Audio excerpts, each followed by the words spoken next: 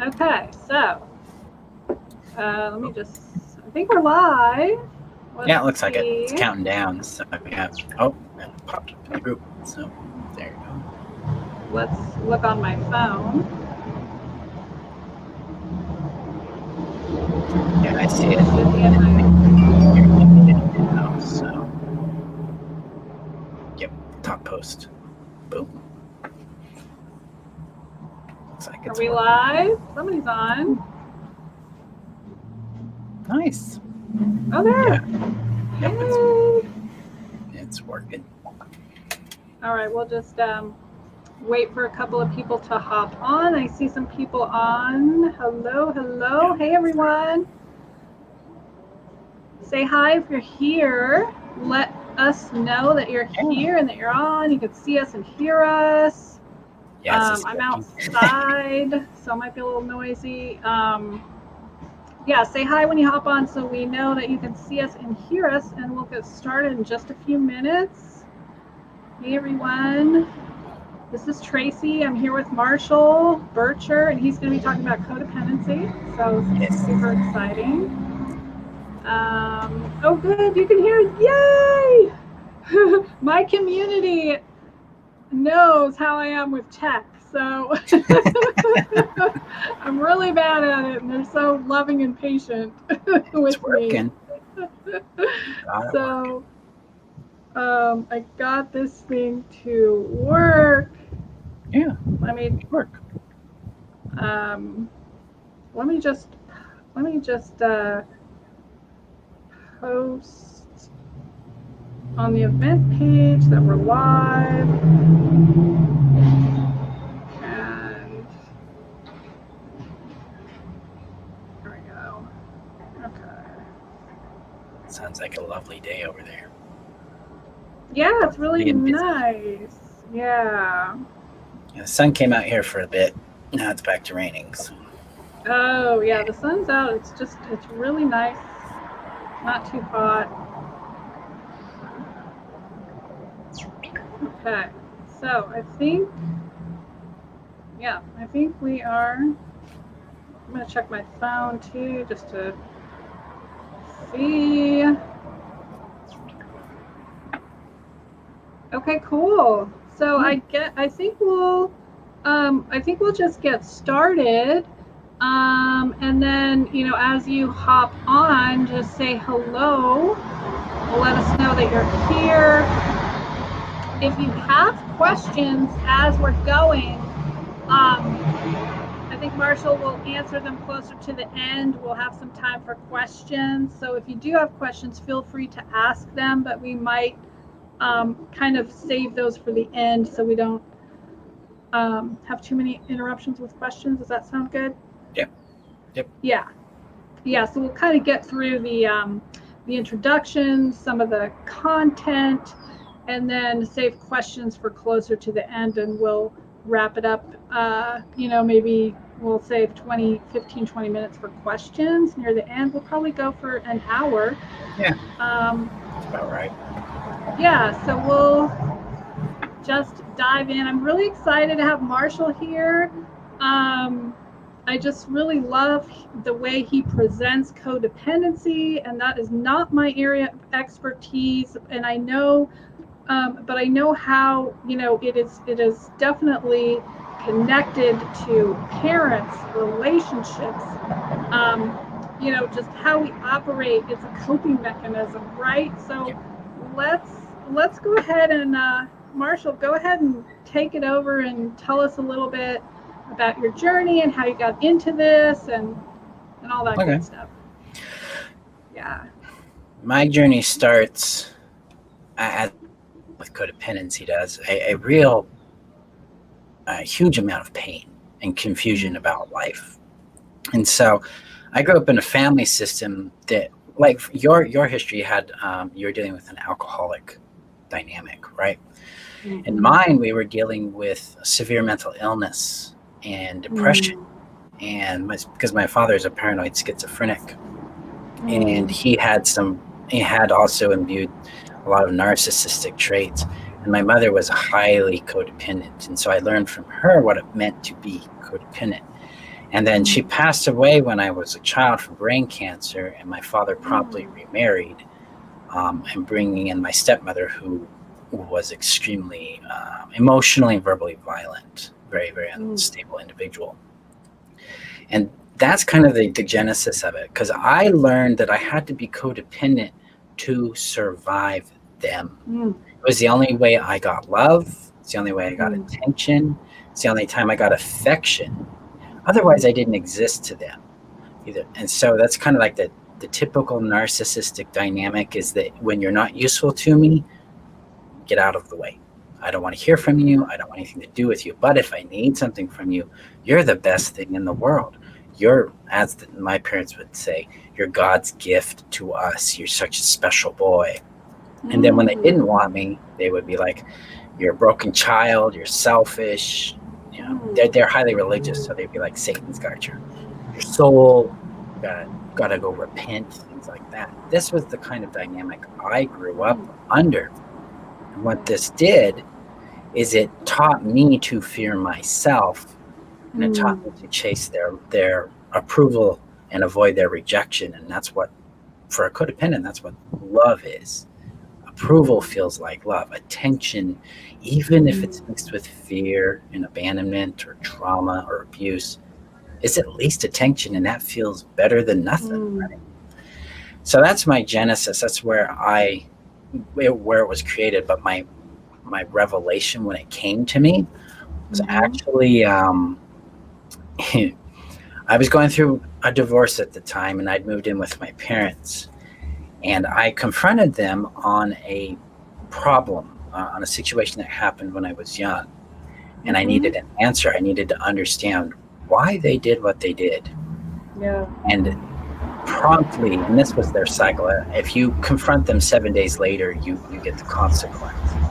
And I knew the moment I confronted them, my gut's like, it's going to happen. You know it's going to happen. And at this point, I had begun to question whether I was the problem or if I'd grown up with a problem. And this was a test. I wanted to see what would happen. So I confronted them about this issue, and you know, just as you could set your clock to the moon, 7 days later, they came in and they said, you have to leave. You are no longer welcome in this house. We're done with you. And I'm like, why? And they're like, we will not discuss it. You need to get out. We're done. And at this point in time, life was really, really difficult. How old were you? I was 30. I was 32. And I was going through the divorce, but I was also bankrupt at the time, because this was during the big economic collapse. So we lost our home, and I mean, I had nothing. And it was 4 below zero outside. And they live in a little town in northern Idaho, 4 below zero, and they're like, leave. We're done. And so I packed up what I had, put it in my car, and drove away to nowhere. I had nowhere to go, I had nowhere to land. Yeah. And it was that moment that my brain clicked into and goes, they just abandoned you. And this was a common cycle with them. Every time I needed something from them, they would abandon me this way. They would kick me out. They would ostracize me to my room as a child. When my mother passed away, my father made special rules that we weren't allowed to discuss her after he married my stepmother. It was this kind of dynamic. And I saw it real time outside of myself. Like, I didn't cause this. I said no, and I said that was a bad thing you did, and I need you to own it. And they punished me for it. And I'm like, this is a problem. And then shortly after that, my sister got in contact with me, and she's like, I know what happened, and I want you to look up narcissistic abuse. That's all. You don't have to take my word on it. Just check this topic out. And so I did. And that explained my childhood.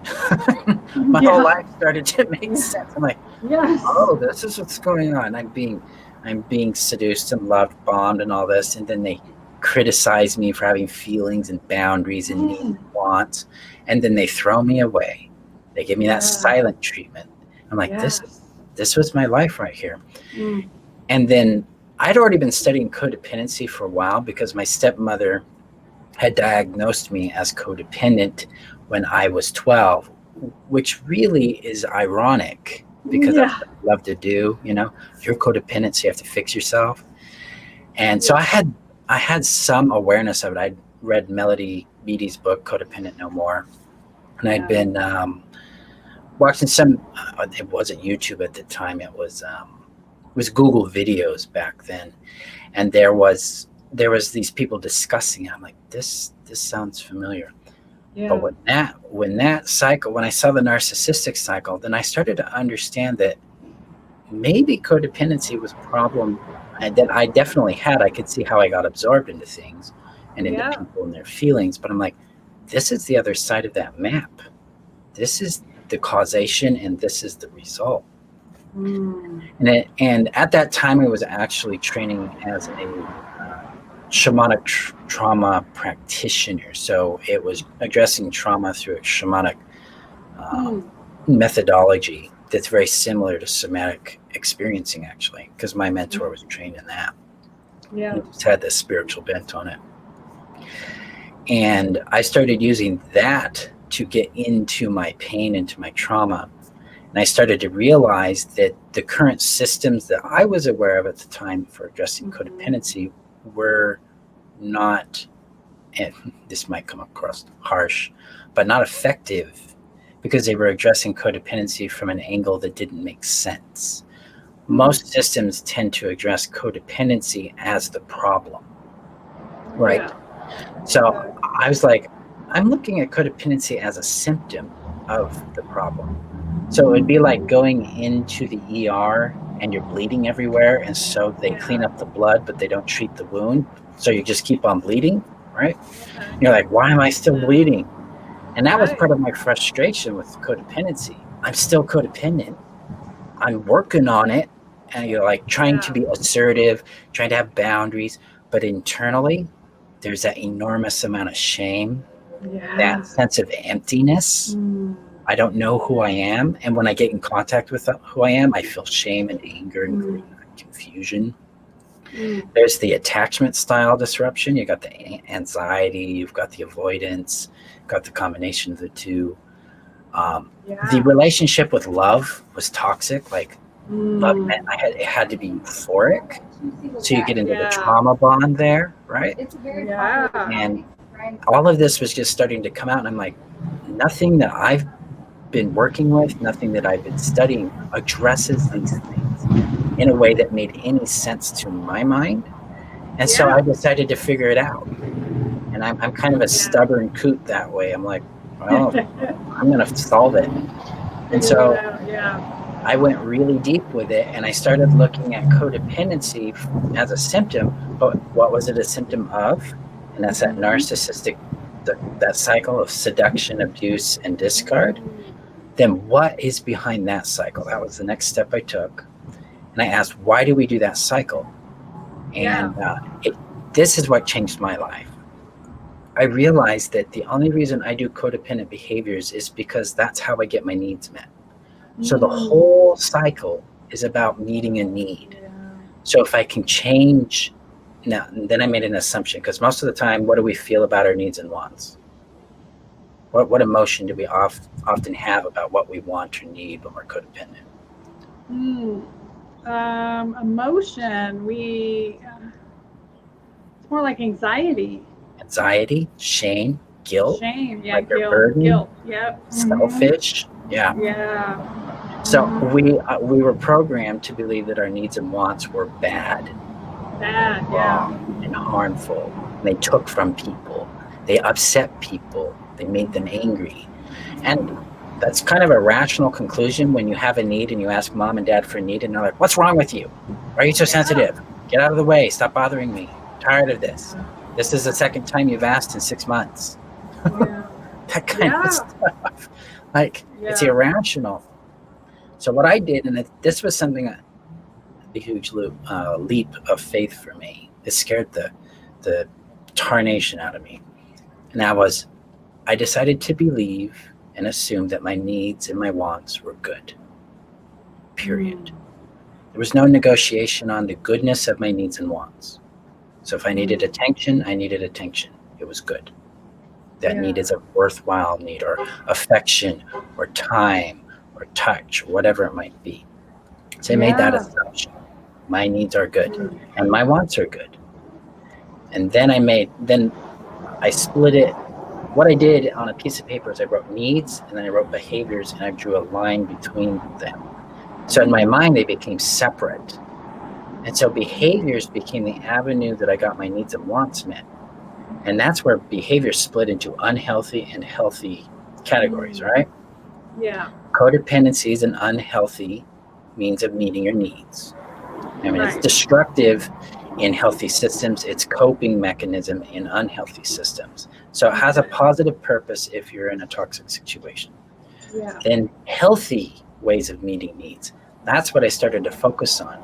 And then when I started mastering that, I looked at the contrast between the codependent approach and the healthy approach, which is self-advocacy. That's how I learned to reprogram codependency. Because fundamentally, and this might be a little complicated, but underneath or behind all of this is that sense of worth. Am I a valuable, worthy person? Am I lovable? Am I keepable? Do I matter? Right? And so when I designed my healing system, and I worked with myself on this first, I always went back to value. I call it innate value. So there's 3 types of value we deal with in life. We have this thing called transactional value. This is us earning love. I do the thing, I get the love, right? Kind of like a carrot and the donkey situation. Then we have this thing called core values, which are like principles that we use to govern our decisions in our life. I value integrity, play, connection, things like that. And then we have this thing called innate value. And this is what we're all seeking. We want to feel valuable. We want to feel valued and wanted and understood and loved and seen. Right? How many times in growing up did you feel invisible? Oh. All the time. All and the was time. So I wanted to feel that. And I realized that innate value is somatic. And the words people typically apply to it is a sense of bubbly joy. But in that is this huge container that allows us to see our needs and our feelings and our wants and our person, and our boundary through a lens of I'm joy. I bring joy to me. And that is what transformed codependency into advocacy for me. Because when I started to believe and trust and feel the joy of being myself, I no longer needed the codependency. And I could confront like my love addiction that I had. I could confront the codependent behaviors and evolve them into an advocacy behavior. Like pleasing is just a means of getting the need for connection met. So I could be direct with the, hey, can we spend time together? Can we play? Things like that. But it all came from this sense of value. I always came back to the innate value, which gave me my voice back. I started to know who I was. Well, I started to hear myself again. I'm like, oh, those are my thoughts, not their thoughts. These are my feelings, not their feelings, right? So I became an individual to myself. And that gave me contact with what I call vision, which is how I want to show up in the world, what I want to do, what I want to have, what I want to be. And that's how I deal with codependency, is I connect people back to their value, connect them to their voice so they can follow their vision. Yeah, I love it. Wow. That's so powerful. And I think that, kind of what we talked about yesterday too was, and then that's where that liberation, that internal freedom comes from, right? Oh, the release, the relief. I mean, and that's what's like really hard to put into words. I often can't even describe what that feeling is like. Yeah, it's a lightness that enters your body, and there's this rest that settles in. Because you're not, to me, it feels like I'm kind of leaning outside of my body when I'm being codependent, but when I'm rooted in my value, I'm just centered, and the world might be moving, but I'm solid. Such a safe, comforting, nurturing place to be. really safe and yeah, exactly. And that's where we get to that point, like my mother or parent, she can be doing whatever the heck she does, right? And Yeah. and it's not that I'm disassociating, or it's like I am rooted and solid, and I know it has nothing to do with me.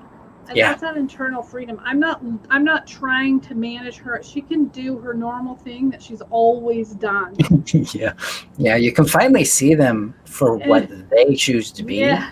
And you're Yeah. like, oh, that's their behavior, not mine. And Yeah. Yeah. that gets us unenmeshed or Yeah. individualized from them. So it's like their Yeah. behavior, their programming, my behavior, my programming, they're not actually connected and tangled They're up. They're not. really quite Yeah. separate. Very separate, and then you can just see them for who they are. Yeah. And it doesn't mean like they can just do that.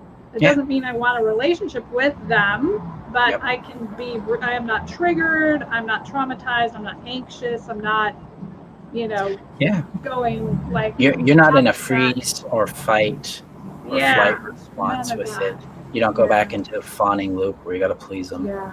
No, Yeah. none of that. Yeah. That big somatic freedom there, that the nervous system is free. And plus, Yeah. you get to access your feelings about their behavior, Yes. which is a huge deal because it's not like you don't feel something when they do something, especially if Right. it's towards you. But it's like, it just happened to me 2-3 days ago. I heard my parents did a big smear campaign for a number of years on me. And a couple of days ago, one of my siblings reached out to me and apologized for believing the smear campaign. So I got my brother back, which is a big deal to me. That's huge. I missed him. And Yeah.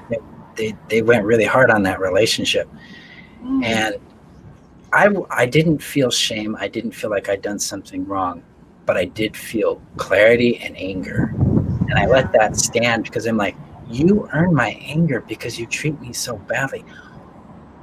It's so sad to me that you guys choose to do this. It's sad. And it's just, there's a grief.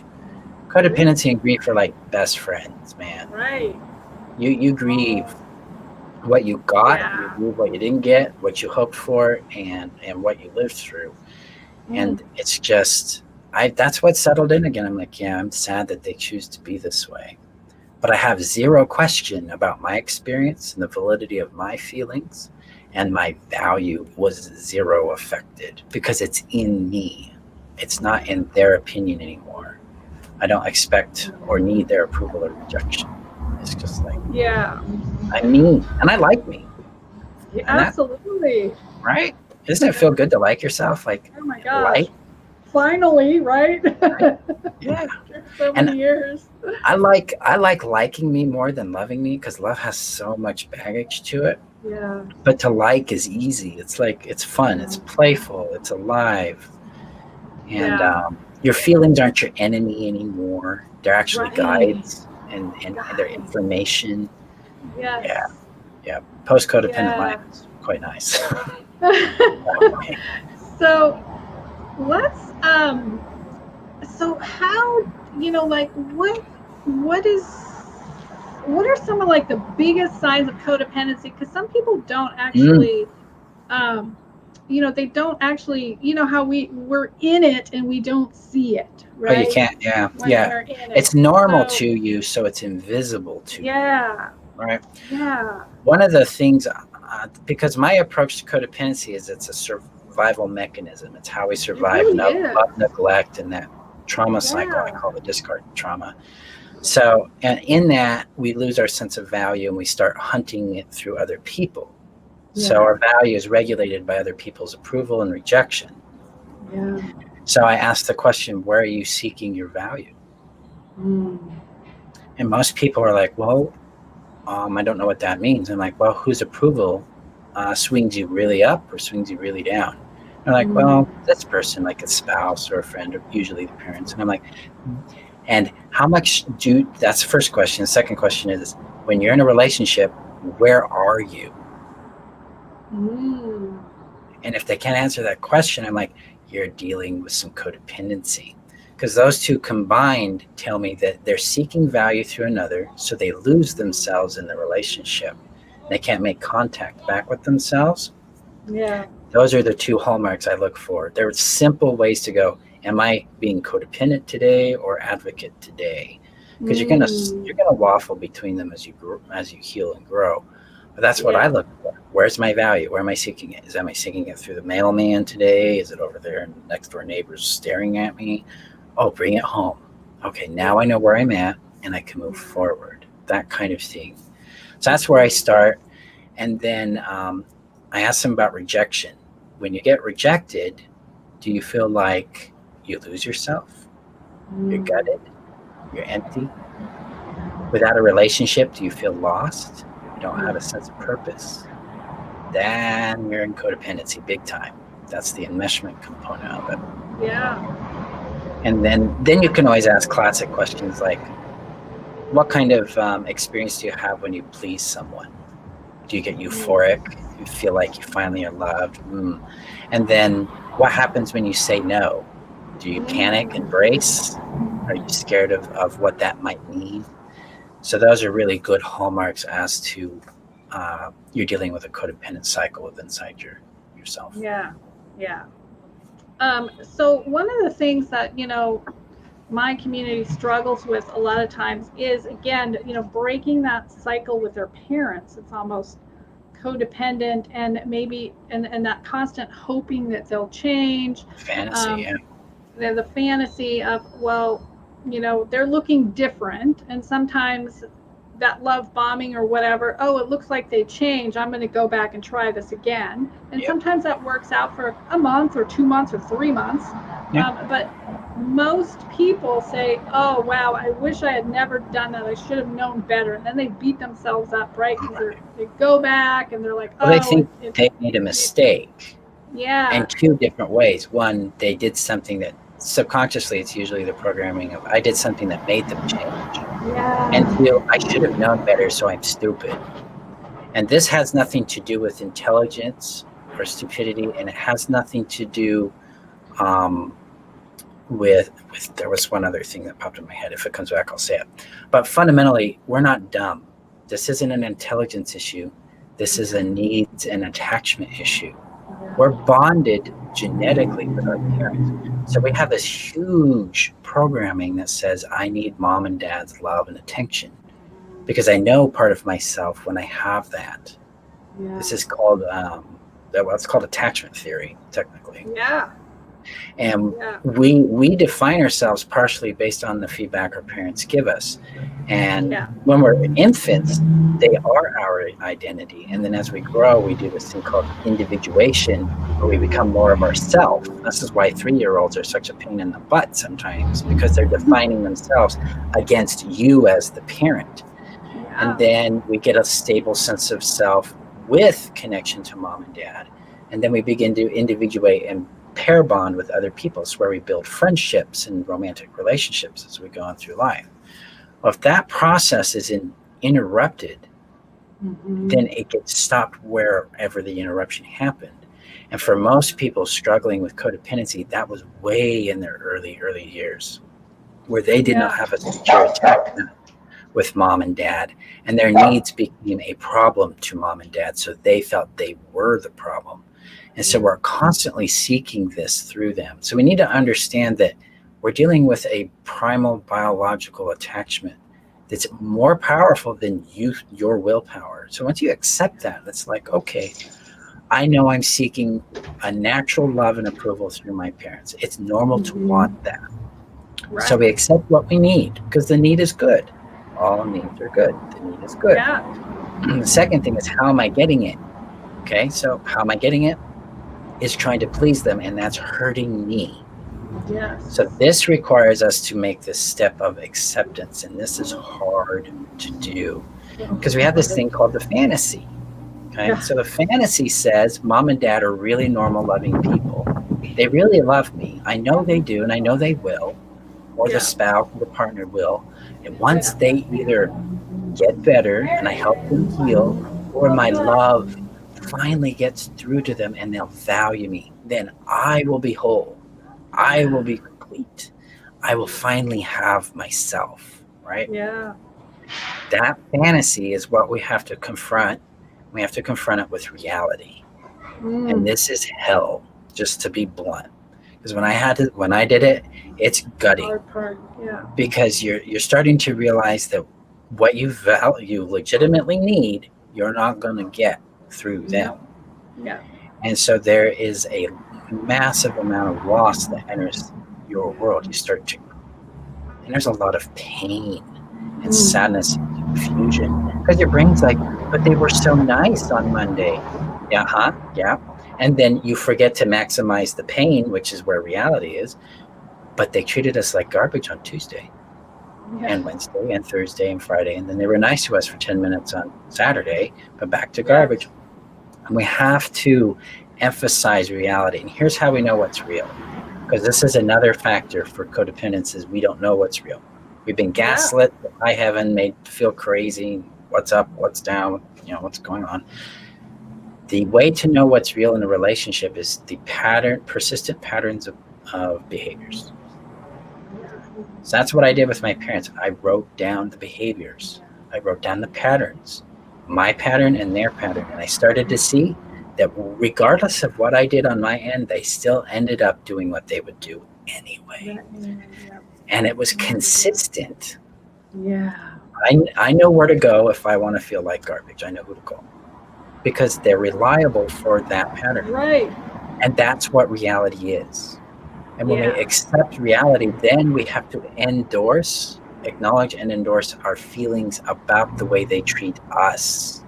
That's our first advocate move is my feelings matter. They are valuable, period.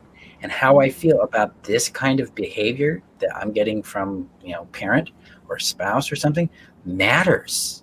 Because in the narcissistic dynamic, your feelings are discarded. Right. Do not matter. But in reality, in the advocate position, it's like these feelings matter and they're informing me about my experience rather than as codependents taught. Our feelings as a codependent tell us that there's something wrong with us. But from reality, our feelings are informing us about the experience we've been through. That's a really important distinction. Yeah. So we have to confront it and we have to get honest with ourselves. We have a valid need. We need to start meeting that need through healthy ways. These are not healthy ways to meet it. So what are healthy ways? And then that's the next step is self-advocacy can reach the components of emotional regulation and things like that. I call it legitimization. That's the process we take place there. So again, when we come from these traumatic backgrounds, it shows up in our relationships with partners, right? Yep.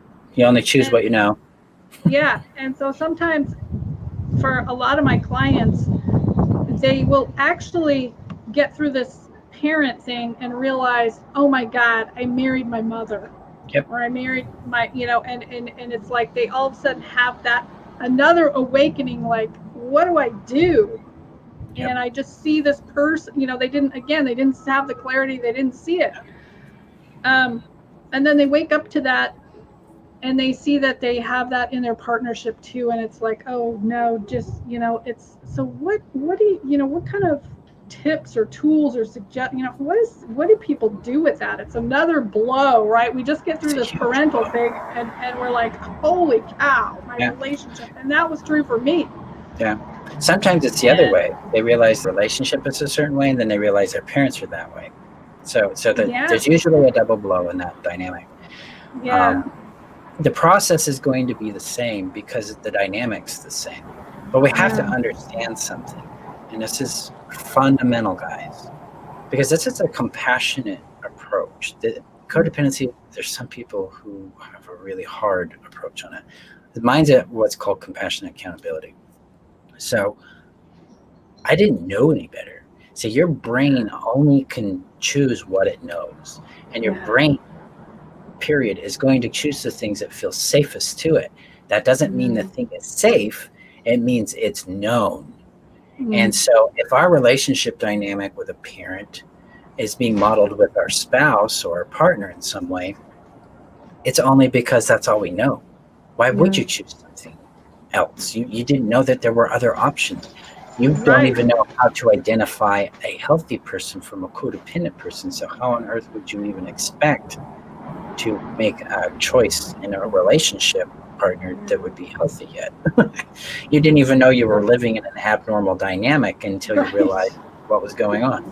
So it's Yeah. a lot of compassion at first. It's like, wow, this is a difficult, kind of a shitty situation, to be blunt. I mean, it's hard because now you're confronted with bigger choices, but compassion first.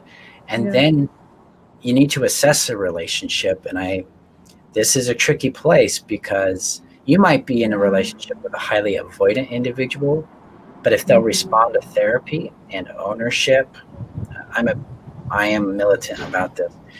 Healthy people or people who are growing in their health will own their behaviors, they'll change those behaviors, and they'll empathize with the impact. If those three things are not happening with your partner, you don't have very far, there's nowhere to,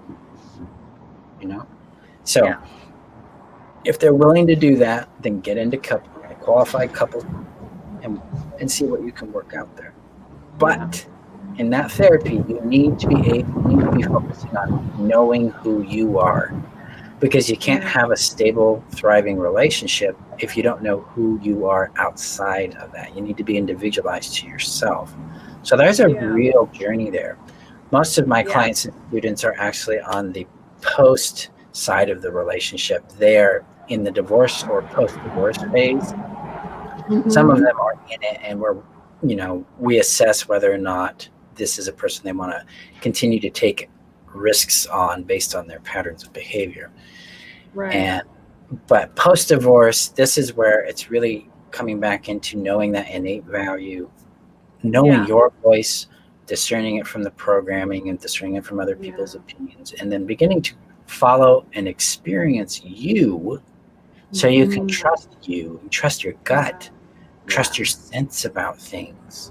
And then from there, we build a relationship model based on what's called the what, how, who equation, which is a really simple way to look at, I know what I want, I know how I want it, so who lines up with that consistently? And then I can build a relationship, friendship with them and see what it does long term. I call that dating to discover, is what the technology would be behind that. But it's an organic way of understanding ourselves in relationship to someone else. But it all starts with my model. It starts with knowing you first. Yeah, that's huge. Wow, so powerful, so powerful. Shall we dive into any questions? Yeah. So in your community, one question was, what is the best techniques for stopping the codependency? Well, stopping is a trick because it's a resistance. And there's this interesting thing that happens with human beings. When you tell somebody not to do something, what do? They do it. They do it, right? They do it. Kid, it's your child. Don't do that. Oh, they're doing it. So we don't stop codependency in my book. What I do instead is I use codependency as a trigger point for an advocating behavior. So I was a professional people pleaser. I was a fixer and I was an enabler. Those are the things I did the most. So if I have this impulse to please someone, and I know it's a somatic pulse in my body that says, make them like you.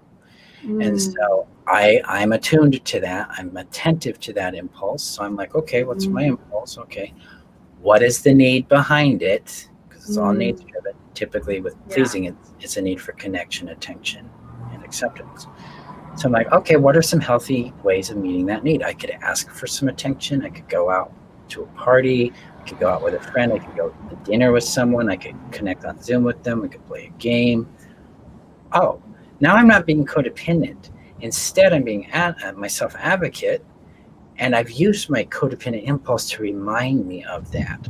So now I don't care if I have a codependent impulse, because I'm just going to use that to connect to a healthy behavior, because the codependent impulse is just the signal of the need talking. So that's what I do with codependency, and it's what I teach my clients and students is, what is the need? What's the healthy options? Do an experiment with that healthy option. Yeah. And that actually reprograms you really fast. Yeah. Because there's no fear, there's no shame, and there's no resistance. So the nervous system is much more relaxed, much more open to play, and you start being able to get results quick. And that's one thing that I am grateful for with what I do, because my students, a lot of them have been in therapy for 30, 40 years. One of them has had 22 different counselors. And in a matter of 12 to 16 weeks, they're advocating for themselves and they don't even realize it. They're just like, I said no, and I don't really care what he thinks anymore. I'm just done with it. I'm going to go out and do my own. And I'm like, whoa, slow down. I'm like, look what you just did. They're like, holy cow. Yeah. Is that great? Yeah, it's such a rewarding thing. And it's so quick. It is, yeah. Because it's back to value and back to that advocacy, and then praising and appreciating your effort. Boom, you're on your way. It's a simple process that way. I love that. I love that so much. It's similar with the somatic work. Once people get into their bodies and they really get that grounded space, their body is setting the boundary. And so they're like, oh my God, I just told so-and-so that they weren't coming to the wedding and I can't even believe I did that. They're like shocked. And then they have no anxiety and they're like, I don't know where that came from. Came from you. That's your voice talking. Yeah, that's your voice. That's you, and you're grounded, and it came from your body being not this like, oh my God, what do they think? Being out there with that anxious attachment. Yep. Yeah, they're rooted and they're an advocate, and they know.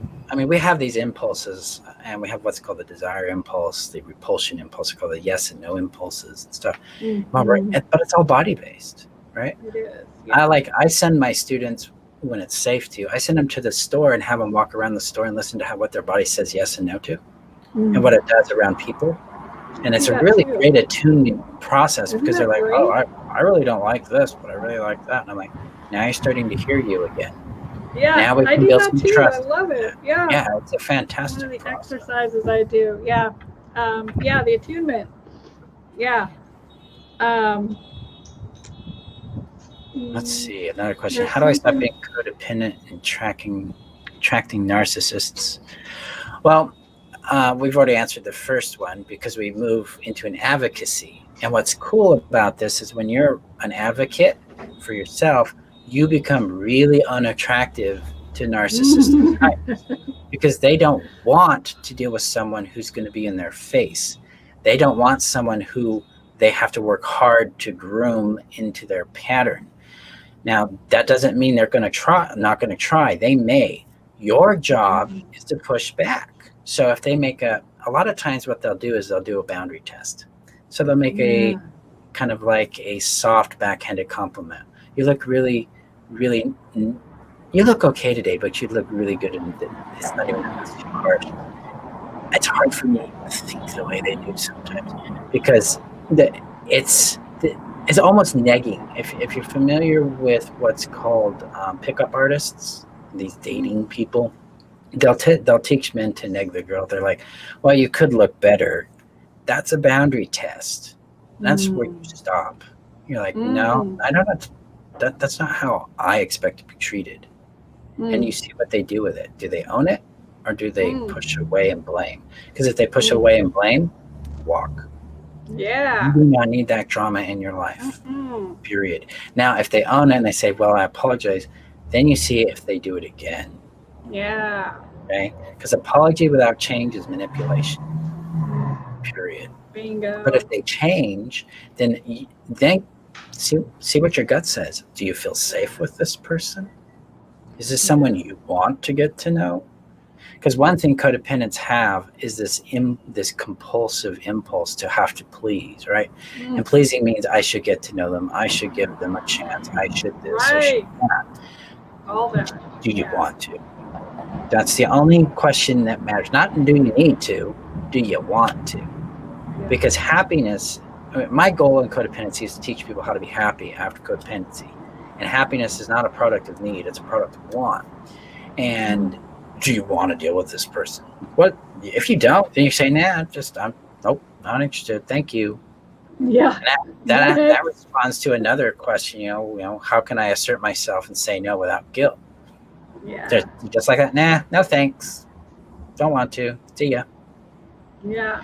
These are advocacy from self-worth has no guilt because there's nothing to, there's no rule you're breaking. And the guilt a codependent has comes from lacking or needing a sense of permission to assert self. So they think that by saying no or asserting self, they're hurting the other person. And that is a narcissistic lie.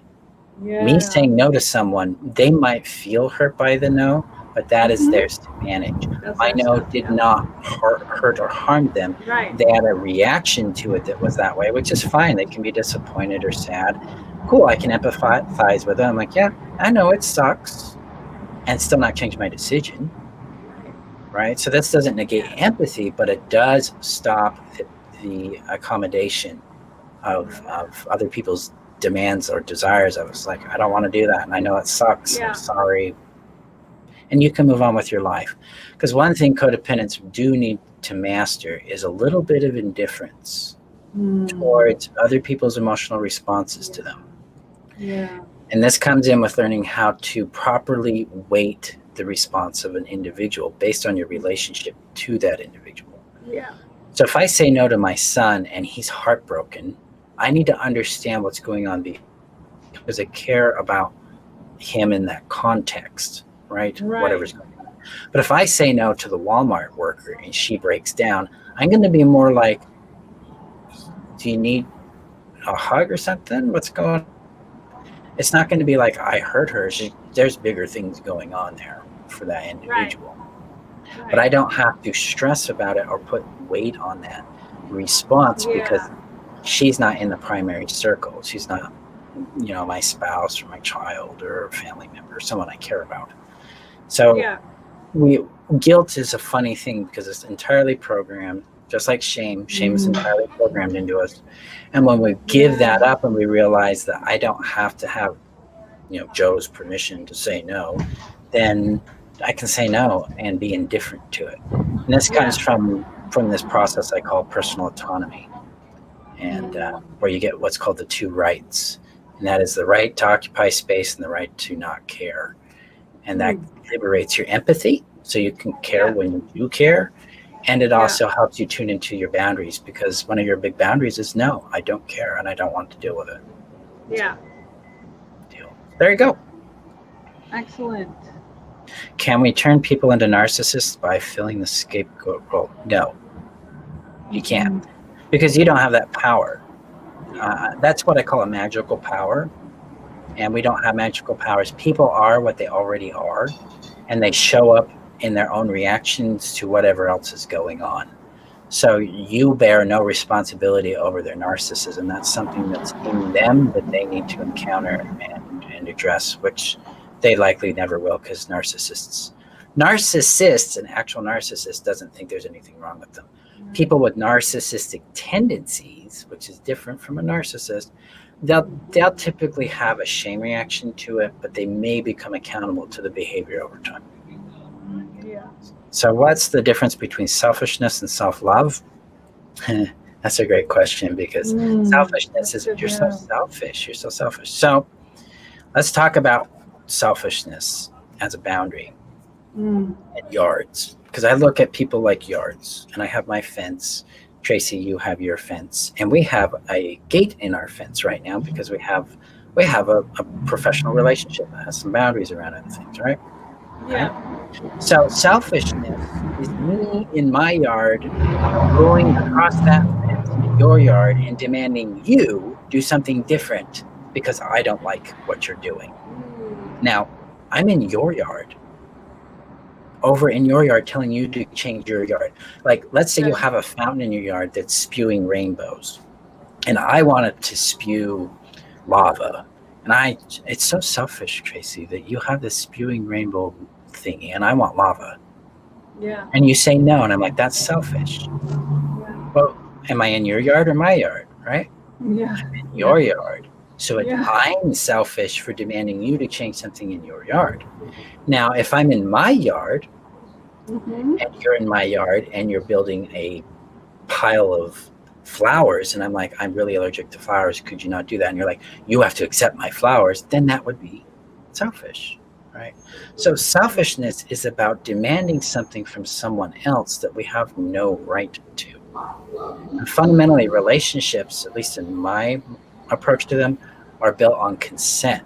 So everything is a privilege, which means I ask. And then if they say no, I receive that no. And then if there needs to be a negotiation, then I ask, can we talk about that? And healthy people generally will talk about their no because they want you to understand, because that's the goal. Unhealthy people generally be like, you're wrong, I'm right, deal with it.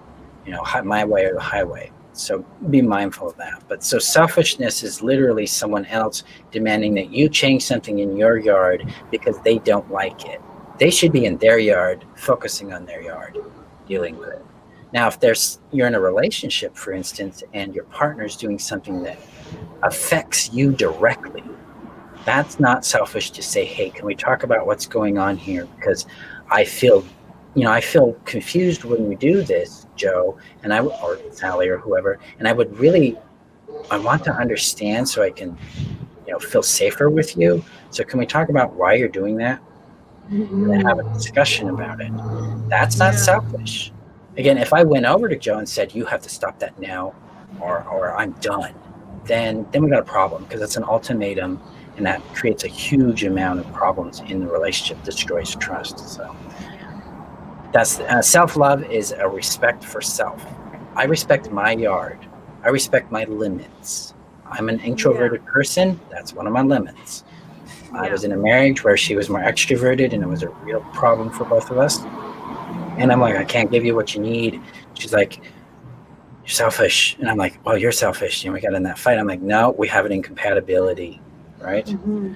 So self-love is acceptance of one's limits and what brings you joy and what does not bring you joy.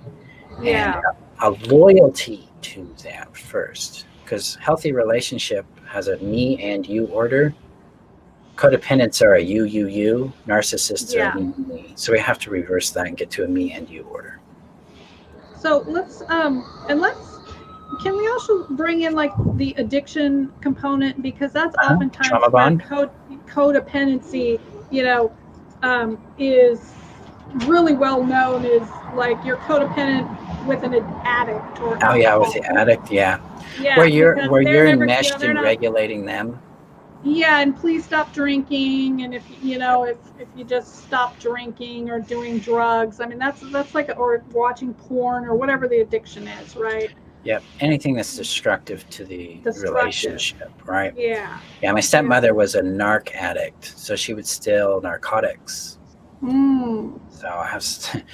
So for the codependent that's dealing with this relationship, we have to separate our responsibility from their addiction and stop controlling the addiction. That's gonna be hard as hell, because you didn't create the addiction and you can't cure the addiction. Your job is to move towards back to you, advocacy of boundary, your needs, your well-being. And this is hard. You have to let them hit the wall called consequence.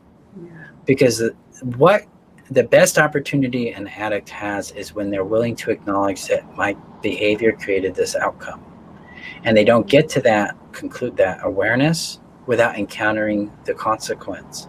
And sometimes they never complete that process because people die because of their consequences.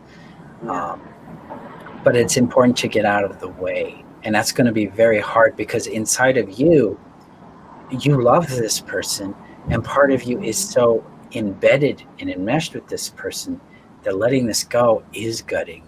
And you lose a sense of purpose and direction in it because you've been absorbed in their world for so long. And you have to reclaim yourself and then start acknowledging how you feel about how they treat you despite the addiction and because of the addiction. And you have to embrace what I call natural powerlessness, which is the fact that that's all out of your power. It was never in your power. It was never supposed to be in your power.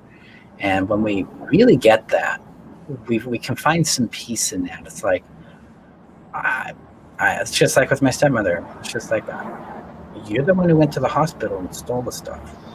Yeah. It sucks. Now you're going to go to jail. It's sad. It was just sad. Really sad. But yeah, that's the big challenge there.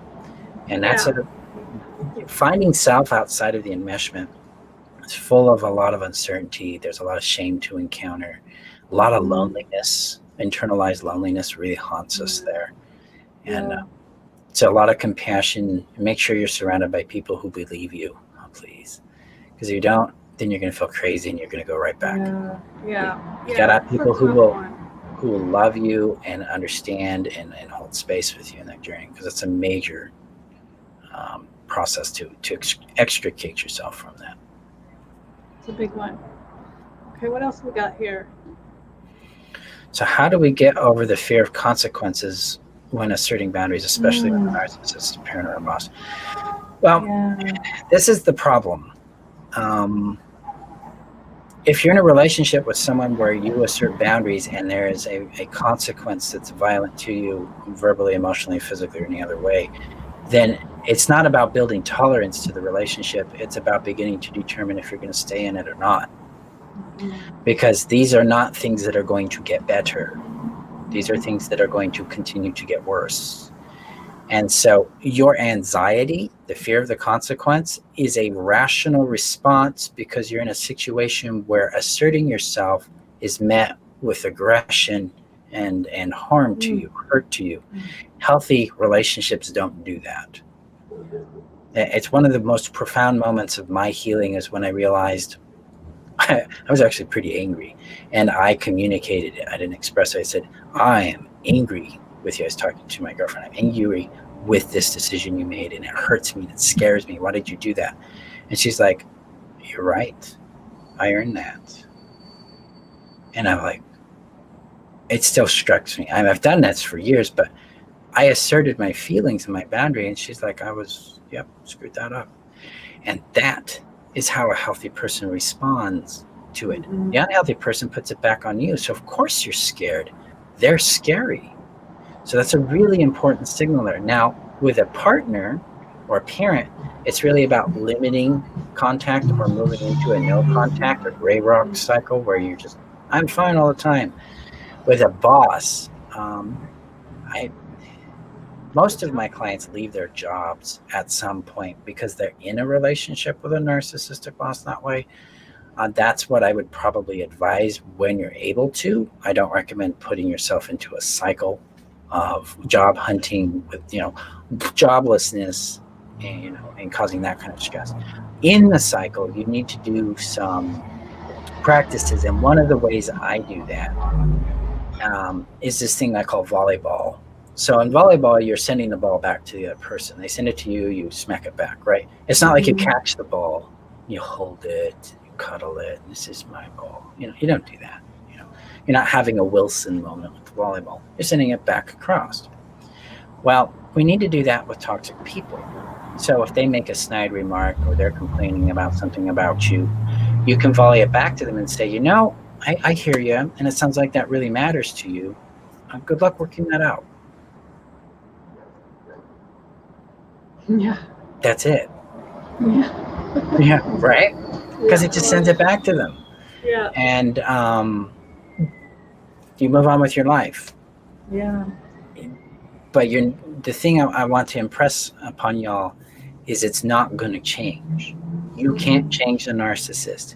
You can't do something right that will make them do something else. They're going to do whatever they want. And anybody will. Anybody does. That's kind of the thing here with codependency. We think that we can pull the strings and get people to do things. Yeah. That's not true. There's no strings to pull. We have to accept that people do what they do, and our job is to choose people who respond to us in a way that we feel safe, loved, and seen through. That's it. Once we know that and we do that, then you have bosses who love and respect you and care about you, believe it or not. Yeah. You'll have partners that actually like who you are and are interested in what you feel and what you want to do with you. You'll have friends that are there and responsive and They like you. You like you. So, maintain it through like the volleyball. And I also have a guide called the Sanity Now guide that you can get on my website at www.freetheself.com. That'll give you some more tips on managing experiences with toxic people. And I also have a combating toxic people 101 class that's free. It's a little master class that y'all can take. It's also on my website. Give you some more tips on understanding what's going on. But ultimately, you're not here to develop tolerance to a toxic situation. You're here to go, okay, I'm in a toxic situation. It's time to make a change, and then begin to make that change. Yeah. That's my position, at least. So. Absolutely. Okay. Anything else? Did we get all the? I think we got them all. All right. Yes.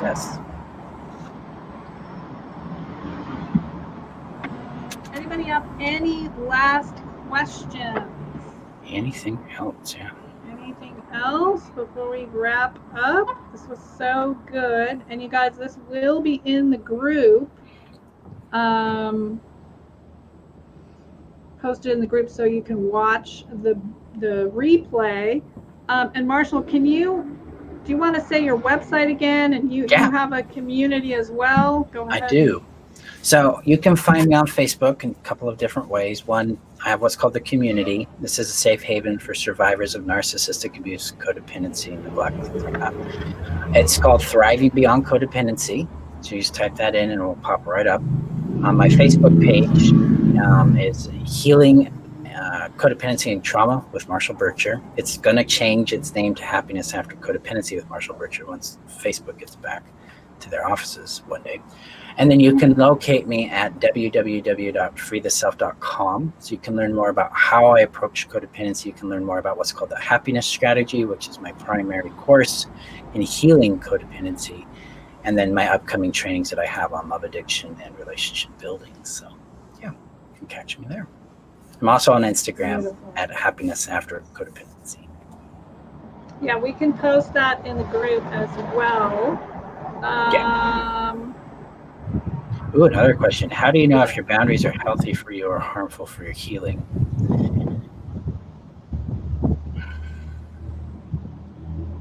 Harmful for your healing.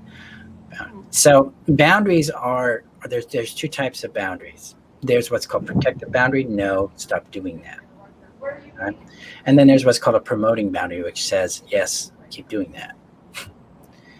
And so they work the same way. Like if I have a boundary that says I want value or I want integrity in the people I have a relationship with, what a no or a protective response will be with that was to confront a person I have a relationship with and say, hey, you didn't keep your word here. What's going on? What's happening? Okay, that's a no protective boundary. Now, if I'm getting to know the person and I realize they don't have integrity, I leave. It's saying, I'm going to promote my happiness by saying no and going over here. And then if I meet somebody with integrity, I say yes to them. So these are the functions of boundary. They protect and they promote. Okay. So boundaries are healthy when they promote your well-being. Boundaries are healthy despite somebody else being upset that you have a boundary. Somebody else's anger about you having a boundary does not determine or make the boundary unhealthy. The boundary, though, has to be for you, not for them.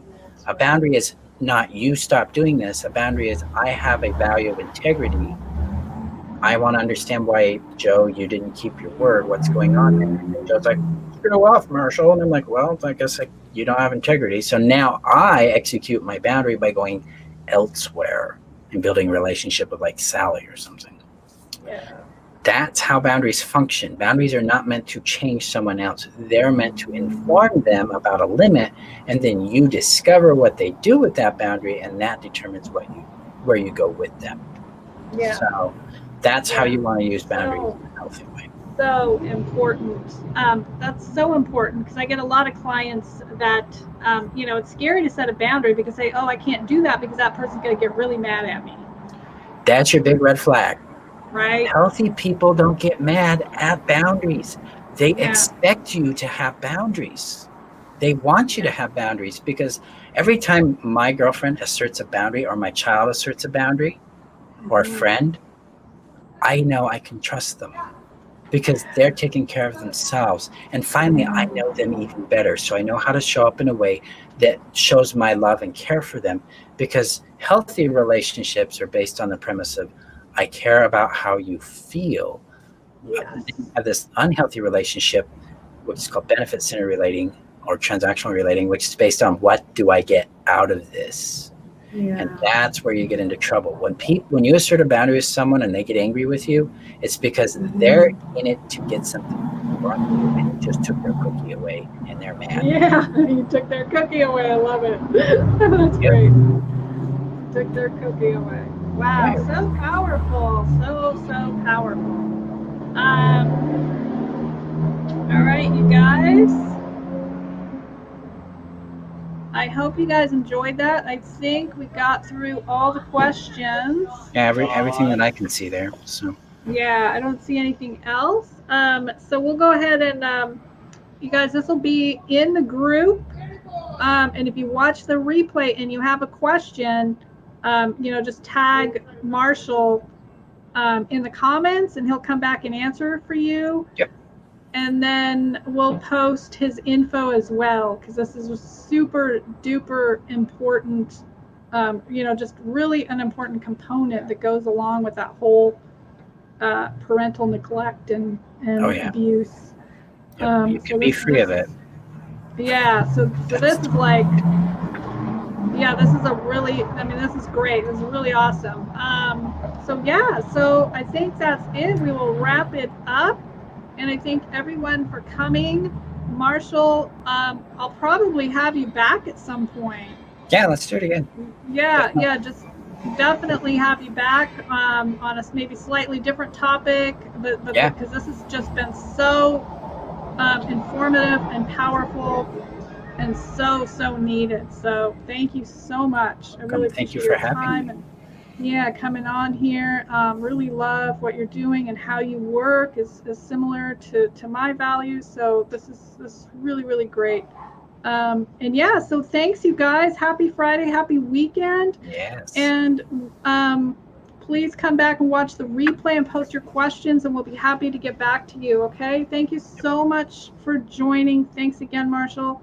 You're welcome. Thank you, guys. Remember, and I have this little thing I do with my clients and students, my community, and that is, remember that you're worth knowing, loving, and keeping. That's the truth. So take that home with you. Be safe, happy. We'll see you guys next time. All right. Okay. Bye-bye. Bye, everyone.